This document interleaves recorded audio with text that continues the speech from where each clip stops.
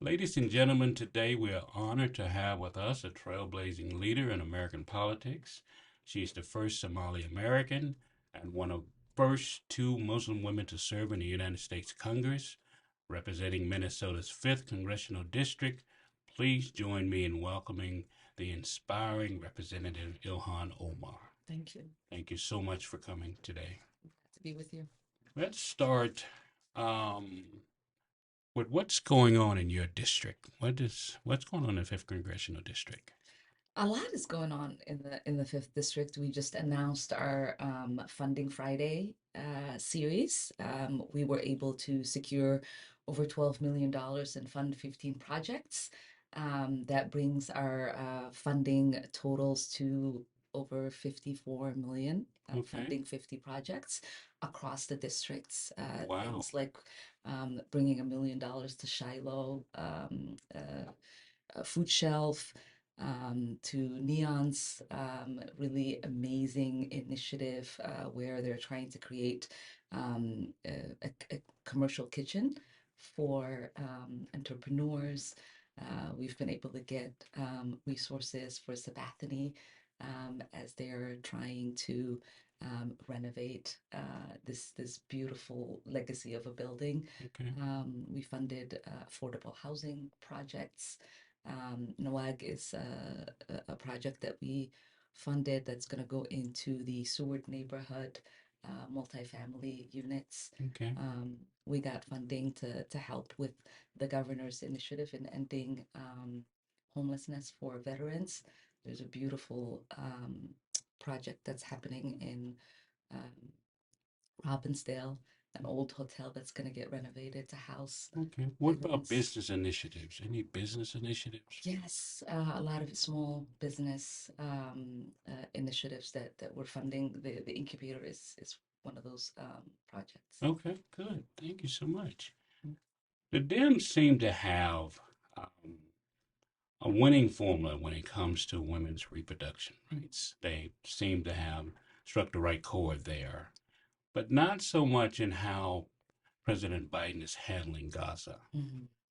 Where is the balance, and what do you see happening in Congress to forward uh, to try to expedite what's going on in Gaza with all of the Palestinians taking the brunt of that? What do you see in Congress as the next move?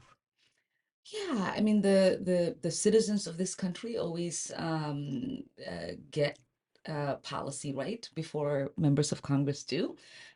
We've seen a really rallying cry to end the onslaught that the people of Gaza are experiencing. Over 30,000 people have been killed. Dozens of people have died of starvation because aid is not getting in. We know that 80% of infrastructure has been destroyed in Gaza. 1.5 million people are currently displaced in Rafah. Um, and, over 70% of the people that have been killed so far are women and children. And so we want to see an end to this massacre. We've been calling for a permanent ceasefire. We know that needs to be negotiated in good faith, and we're asking the administration to be a neutral party to this so that they can work to release the hostages. We know there's an infant that's included in the hostages. There's some Americans that are currently held hostage in Gaza. Um, and so our hope is that members of Congress will lead with humanity. Hmm. We saw yesterday leader, Majority Leader Chuck Schumer make a really incredible speech on the floor, Yeah, it was. talking about how Netanyahu is not a partner in creating peace, the fact that he's destroying the credibility of Israel, threatening the viability of its partnerships around the world, and seemed to allude to the fact that he's willing to condition aid if Israel doesn't change its course, which is a position that many of us have held for a while now. And so we're seeing some movement. It's just words for now. We'd love to see some action. I'd see a little bit more. So I noticed back in May of last year that your family was threatened. And is this a common thing for Congress people, or was it just because of the Israel statements that you made? I happen to be one of the members of Congress that has a high level of death threats. Right. For a long time, I had the kind of detail that Pelosi, Speaker Pelosi, and Leader Hoyer and others who are in leadership naturally get because of their positions that is not afforded to the rest of members of Congress. But because of the special threats that I was experiencing and the number of people that have now been incarcerated because they've threatened my life and the lives of my family, it's become sort of a really alarming trend that we're seeing now being experienced by other members of Congress. I know that Capitol Police, the Sergeant at Arms, takes these threats seriously. Grateful to the FBI for constantly investigating, and really grateful to the Department of Justice for prosecuting these people. Okay, thank you. So we have attacks on civil rights, voting rights, um, the affirmative action reversals. We've seen the drawing up of suspicious and questionable district lines, Mhm. gerrymandering in a sense. Mhm. What's a congressional course of action to help right these wrongs? Yeah, as you're aware, the Congressional Black Caucus has been leading the charge in defending voting rights, in expanding voting rights. We have introduced the John Lewis Voting Rights Act. We were all co-sponsors and leads on what we called HR1, our Democracy Act. We've been aggressive in suing states when they have drawn lines that are unconstitutional. We've been successful in Alabama in getting one more seat that could possibly be won by a Black member. We've done the same thing in Louisiana. We got an extra seat. There's a lawsuit now in Wisconsin, in North Carolina, and some other states where we think we could be successful. I think we are at a disadvantage because of the makeup of the Supreme Court.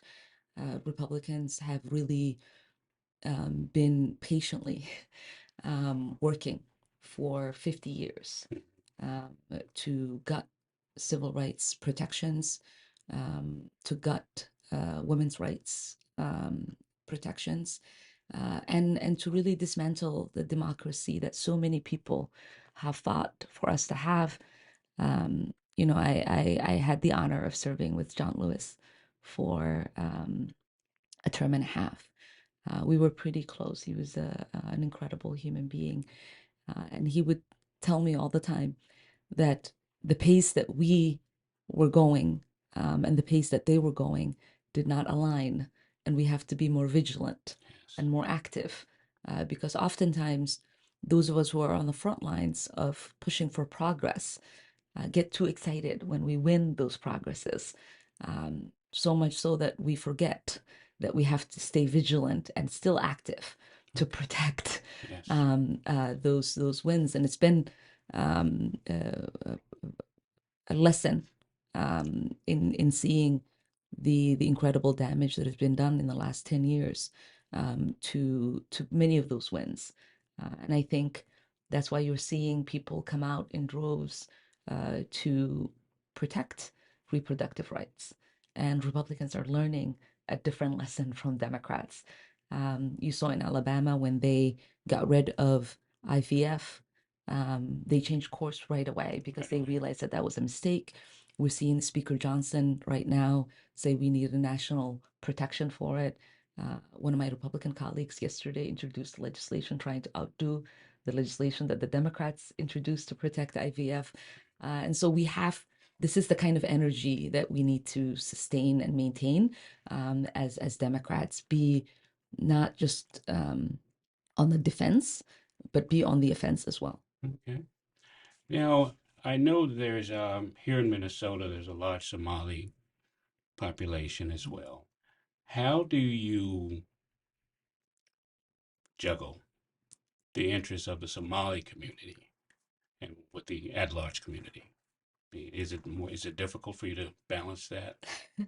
No, because there is not a unique challenge that the Somali community faces that is not faced by many of the minority communities that I represent.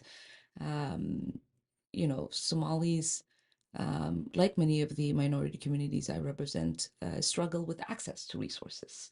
They want to see more affordable housing. They have um, a hope of realizing the American dream like everyone else. They Hmm. want home ownership, and we know disparities for the Black community are severe here. That includes the Somali community.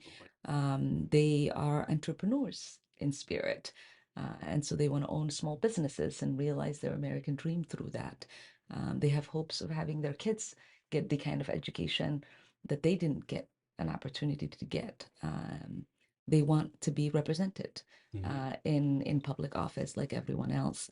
And so I don't see a conflict in the way in which I work to level the playing field for all of us. It was sort of like when Obama was president, and people was in the African American community was probably expecting more because he had the link to the African American community. But as Obama said all the time, he's president of all people. Right. And so, but we're talking Yeah, about. and I mean, I think as you know, Black people in this country did benefit from a lot of the programs that Obama pushed forth.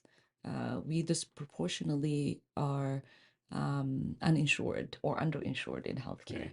Right, And so Obamacare impacted us more, even if we didn't feel like that was a program specific for us. right. And so we have to have this lens of seeing what government is putting forward and how we can benefit from it. And oftentimes, when you have people who have racial lens in their policy making, we disproportionately benefit from that. Student debt cancellation is another It's idea another that deal. people don't think it is specific for Black people, but we disproportionately are impacted by student debt. Can you share some of your insights on your key policy priorities right now? Yeah.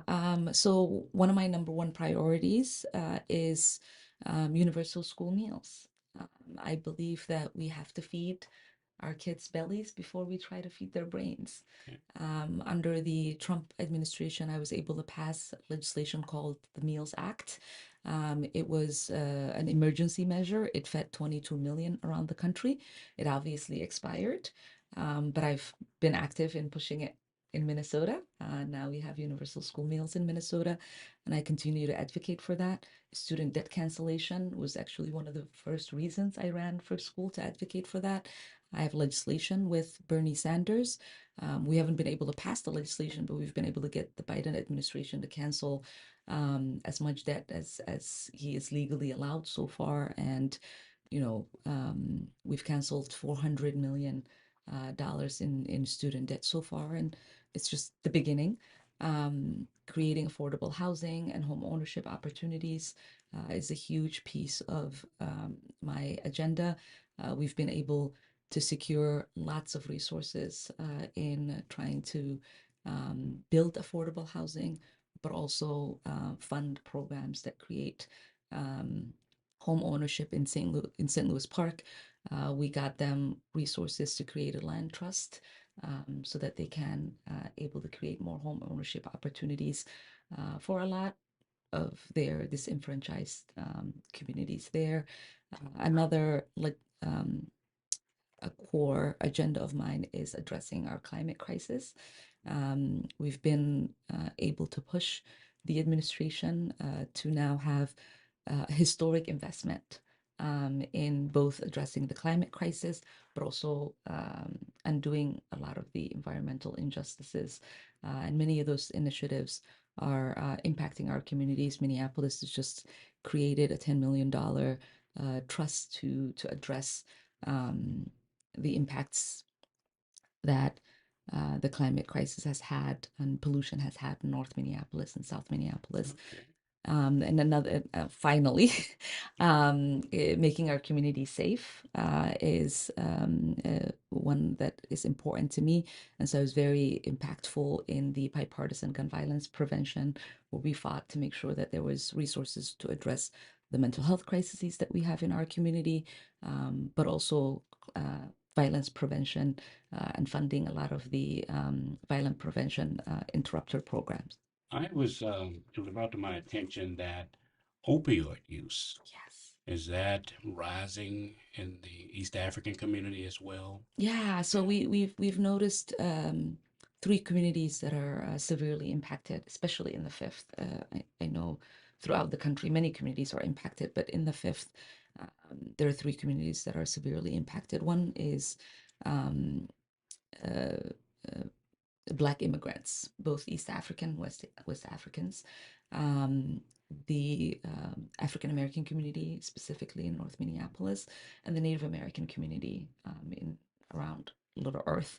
And so we've been convening roundtables to try to understand what are cultural ways that we can address the crisis, to understand where funding gaps are, to bring the county to the table, to bring community health providers to the table, to bring community members, both parents and young people who are in recovery, to the table to learn more about ways that we can try to um, be impactful.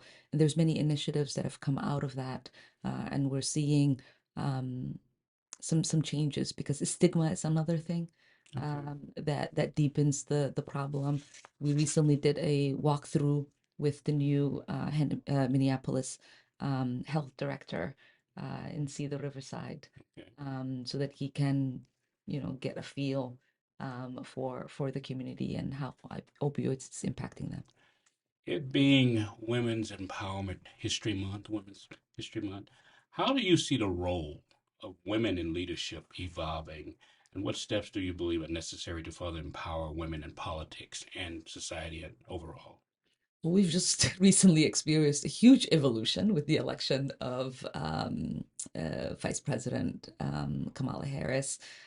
For the first time, we're seeing ourselves be represented in the highest level of government. When I won in 2018, our class was historic because it was the first time we had over 100 members of Congress be women. We're seeing here in Minnesota, uh, just a huge representation of women in leadership. I think when women are at the table, no one gets left behind.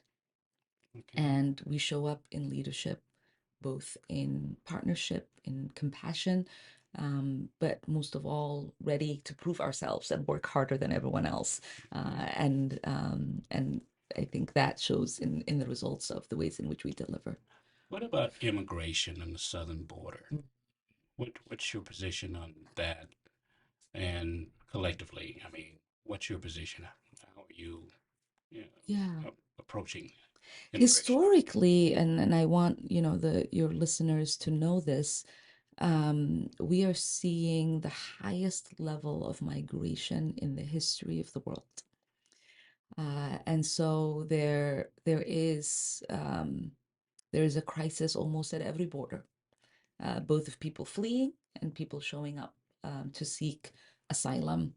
And that's due to obviously the uptick in conflicts around the world. It's due to uh, inflation and recession that many countries are experiencing. So there's economic hardship, but also the climate crisis. Many communities are just being pushed out. For our southern border, it's painful, really, to be um, in Congress and to have it be used as a political talking point instead of be something that we need to be in partnership and work collaboratively to fix. We have a broken immigration system in this country, and we have great solutions. If we can just come together, we can make an impact. Okay, all right. So we're looking here locally. What's broken in the fifth district that you need to fix if you had your druthers right now? What would you put your emphasis on right now? Yeah, I think the biggest thing that's broken, and it's been broken for a while, is the disparities. I remember my first meeting when I showed up for the Black Caucus lunch. I told them that I lived in a city that was the worst place for a Black person to live in, and they all looked at me as if I was insane. Hey, But the data reflects that. does. We have severe disparities in home ownership. We have severe disparities in graduation. We have severe disparities in small business ownership. We have severe disparities in almost every measure that can exist.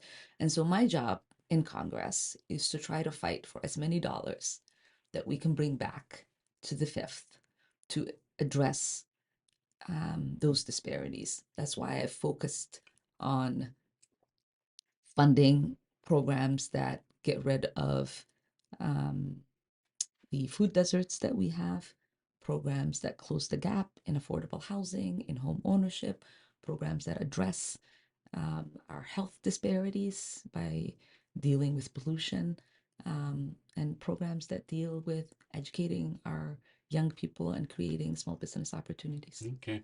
You touched a little bit on homelessness. Mhm. How much of that component deals with mental health? Because we understand that people are not just on the corner just for because they like being there. Yeah, There are a lot of issues that causes people to be homeless. yeah, And I know from what I've studied in the past and so forth that mental health is part of that as well. And so we're running people away from the corners, but we're not trying to treat them yeah. because all you're going to do is relocate them to another corner if you haven't fixed what's ailing them. Right. And a lot of that, I did a story some years ago. Um, it was a homeless guy, and he was under the viaduct in Houston, and so we laid down. I laid down in the pigeon poop with him to find out what the story was, Mm. and come to find out he had drug issues, had some mental health issues, and so forth. So he's broken in a lot of ways. Yeah. Homeless people are broken in a lot of ways, and so we have to figure out a way. I would hope that we can fix them holistically. Right. So That word holistically is I think what's missing in addressing homelessness. Um, I agree with you. A huge component is mental health. Another one that oftentimes is overlooked um, is addiction. And in order for us to house people, we have to look at why they're being unable to be housed. okay. Oftentimes, people who find themselves unable to gain long term housing might have to do with the fact that they are pushed out of the system. They might have a criminal record um, that makes it that they can't live with their families if their families are in public housing. Sometimes they can't rent a place themselves because the system will not allow them. And so that's why we've partnered and have been able to get resources for Avivo. That is a warehouse where they have small house, what do you call them, mini houses inside of them in North Minneapolis. Um, in 2022, if I remember this correctly, of the 107 people that they were temporarily housing, they were able to get 103 of them permanently housed. Hmm, okay. So it's a program that works. And, we just got them $850,000 to expand their program. And we've been working with the Minneapolis City Council to try to come up with a standard in dealing with encampments. St. Paul has one, cities like Denver do. I just saw my former colleague and one of my mentors, Karen Bass, who's the new mayor of LA, roll out an initiative where they are doing kind of what you did as a reporter. They're sending city workers to actually have conversations, um, realize what the problem is, and try to address. You know, they're posting videos of them taking these people in cars, taking them to get um, a health checkup, um, getting them the resources that they need, and treating them with the humanity and dignity that they Okay. deserve. And quickly, there is a youth underemployment issue, Yes. and our kids are out here and they don't have so much idle time. Are you, would you be a proponent for programs like Job Corps that we used to have? Mm. Because the Urban League used to have a program, the Job Corps programs and so forth. They had these programs, and Yeah. these youth could get off the streets. They could go learn a skill. Hmm. We don't have those programs anymore. Right. What are what, what are we to do? Yeah. Um, you know what I mean? At the congressional level, are they planning to fund any other program, national initiatives to get these kids busy? Yeah, I mean, Yeah. we just actually had had a hearing where I talked about Job Corps Good. and why that was so vital. You know, apprenticeships is another thing that we push for as a union girl. That's an entryway. Our Step Up program in Minneapolis is a program that we've been pushing to expand to more kids. Park boards, I think, can do more in expanding their work programs. Our young people need to be busy in They order need to to be busy. stay out of trouble. That's true. And as a mom of four, I will tell you Please do. that if we are not doing everything that we can as a village to care for our kids, we pay for it in the future. I had my first job at the age of 16, and even before that, you know, I used to clean offices to earn a little bit of extra money. And when I was legally old enough to get hired, my first job was at Target, and I've remained employed since then. And so I try to instill that in my kids, and every time I'm talking with young people and lawmakers, try to remind them how vital it is to shape and mold our children so that they remain active participants in society in every kind of way. Okay. So what's the best way for your constituents to engage you? Well, there's so many ways. Yeah. Our office is located in Sapathany, which is on 38th and 4th Street in South Minneapolis. So people can reach our office. Um, they can reach us through social media. You know, a lot of young people reach our office through that way. Our website, our congressional website, is another way for constituents to reach us. They can also certainly call my office here in the district. I don't have the numbers memorized, Okay. but they can certainly also call the office in Congress. Let's talk about environmental issues in the Fifth District. Hmm. I know North Minneapolis, there was some issues over there and Hmm. pollution and so forth.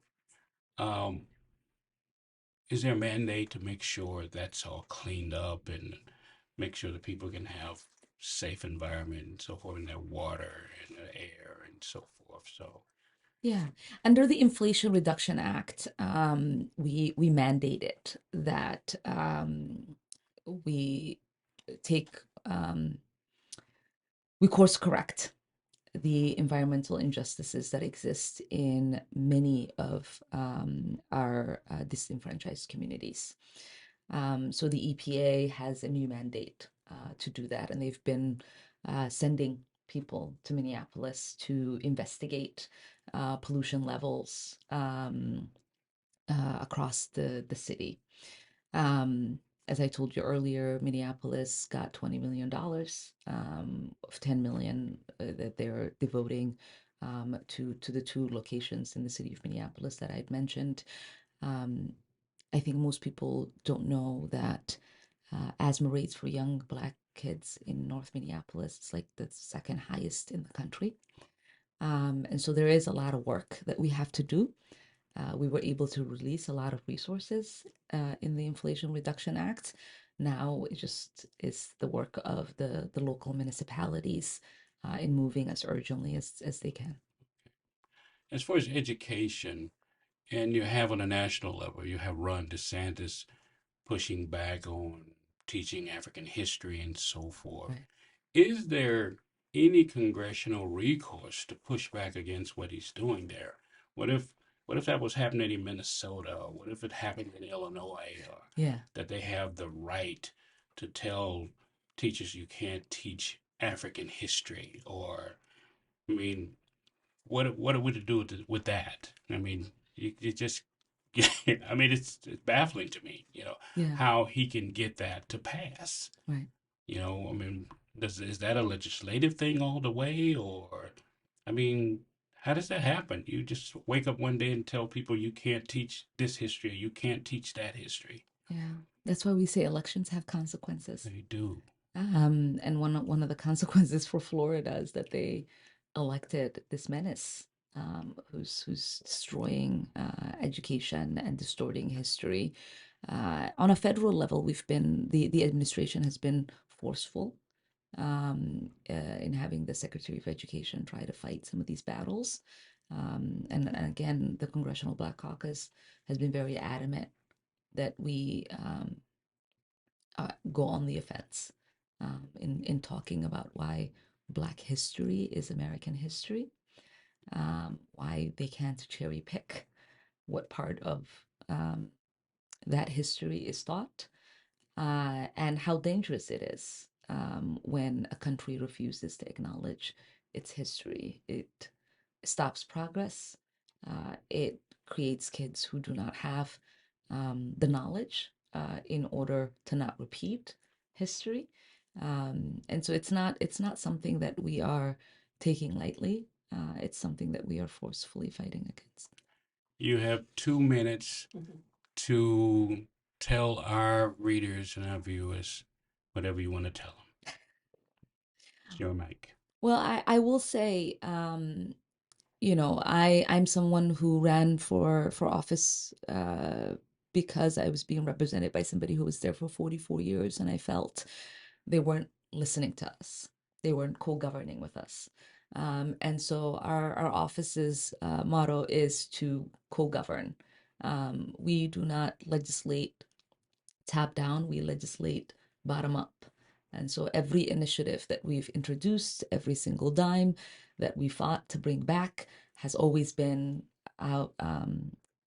something that came from a constituency.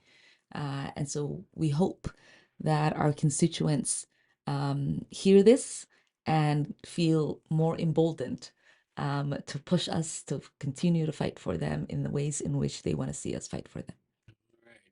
Representative Ilhan Omar, it's been a pleasure. Thank you so much for giving us the time. Appreciate you. Thank Thank you. you.